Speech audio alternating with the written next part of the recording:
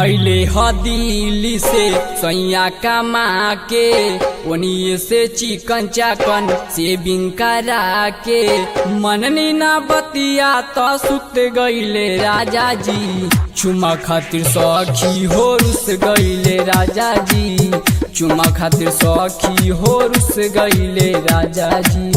चुमा खातिर सखी हो रुस गईले राजा जी। चुमा सखी हो रुस गईले राजा जी। अइले ह दिल्ली से सैया कमा के ओनिए से चिकन चाकन सेविंग करा के मननी ना बतिया तो सुत गईले राजा जी। चुमा खातिर सखी हो रुस गईले राजा जी। चुमा खातिर सखी हो रुस गईले राजा जी। चुमा खातिर सखी हो रुस गईले राजा जी। चुमा खातिर सखी हो रुस गईले राजा जी।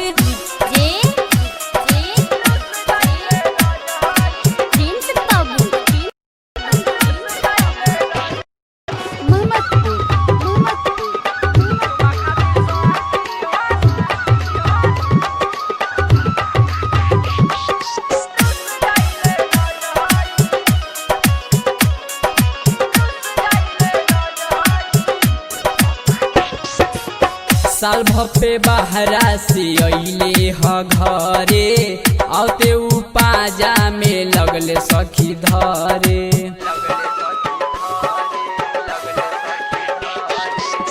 साल भपे बहरा से अइले ह घरे आते उ पाजा में लगले ह धरे। सोचनी की थाकल होई है सैया जी मोरा खाना खियती पहले उनका के थोड़ा बतिया लाई है मारे छूट गईले राजा जी। चुमा खातिर सखी हो रुस गईले राजा जी। चुमा खातिर सखी हो रुस गईले राजा जी। चुमा खातिर सखी हो रुस गईले राजा जी। ओही खातिर सखी हो रुस गईले राजा जी।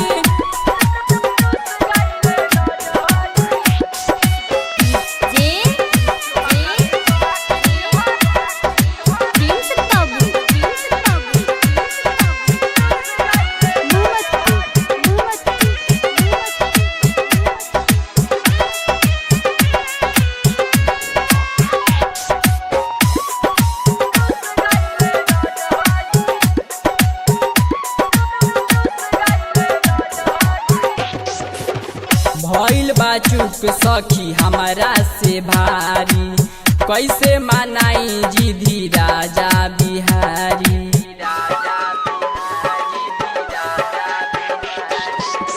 भइल बा चुप सखी हमारा से भारी कैसे मनाई जिधी राजा बिहारी।